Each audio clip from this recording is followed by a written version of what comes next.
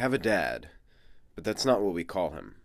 He is shorter than I am now, and has had a shiny bald head as long as my brother and I can remember. He's our father, but that's not what we call him. He has a lot of opposites, also. He is either talkative or quiet, emotional or stoic, impervious or impulsive, especially regarding presents, which my brother and I love. We have a papa, and that is what we call him. I always thought this was a silly thing to say when everyone else has dads and fathers, but that's what he wanted to be called. I wanted a dad or a father, and we all wanted today to be a nice family vacation, not the day I almost die. I am in the 1st grade, and my brother is in the 2nd, and my parents and us 2 kids are on a boat in the open ocean off the coast of Florida. We are going to go snorkeling at an old shipwreck, with the help of some surfer-looking types who all have backwards caps and end every sentence with either dude or man. The weather is supposed to get worse today, but they've done this trip a lot and told us it'd be fine, dude. They show us how to unfog the goggles, and how to lie in the water, and to always keep the snorkel in, and how to tighten our flippers. And as we motor through the open ocean, the water grows cloudy, and the sky grows dark. "It's just after that buoy, man," one surfer type tells us. "We don't go any closer 'cause of the fish, you know, dude?" We nod. The buoy is a football field away, and the water is an impenetrable brown. They assure us it is fine, and that the weather is clearing up. A shudder of thunder ripples the water. We hop in. My father insists on holding hands the whole way, so he is with my brother, and I am with my mom. We flipper onward, but there is nothing to see in this choppy sludge. More thunder, and the patter of rain on the water. The waves pick up, and the buoy is still ages away.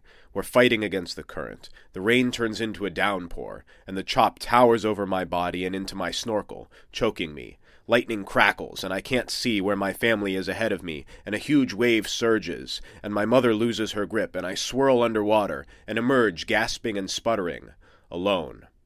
My goggles are fogged, and flippers loose, and snorkel clogged, and nothing helps. I scan the water, but am bobbing under too much to see anyone. I spot the buoy, a lifetime away. I rip off the goggles and snorkel, and start to swim toward it, one stroke after another, a speck in the dark. After swallowing too much salt water, and through stinging red-ringed eyes, I make it to the buoy. My family is there, clutching onto it.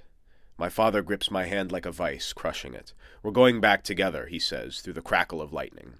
He tows my brother and I, gripping our hands with all his strength, my mother holding my hand on the other side. We paddle back and climb the boat ladder, the rain turning back to patter, the chop smoothing out. He didn't say anything to my brother and I, but I see it in his eyes. Fear. After severely reprimanding the crew and our family getting reimbursed, the weather became perfect, clear as crystal, fish like stained glass fluttering through. And he looks at us, and decides we will go out again, as a family.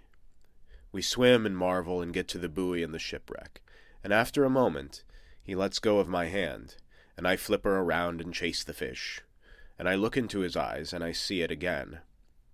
I did not realize then, but what I saw that second time was not fear, but strength. And not the strength to hold on like before, but the strength to let go. I have since traveled and met so many people and left and come back and go out and snorkel every single day alone. And every day he lets go of my hand, because that is what papas do. He is talkative and quiet, emotional and stoic, impervious and impulsive, scared and strong. Not a dad, not a father, but a papa. Thanks for listening. Let me know what you thought. This has been Taylor Zabloski.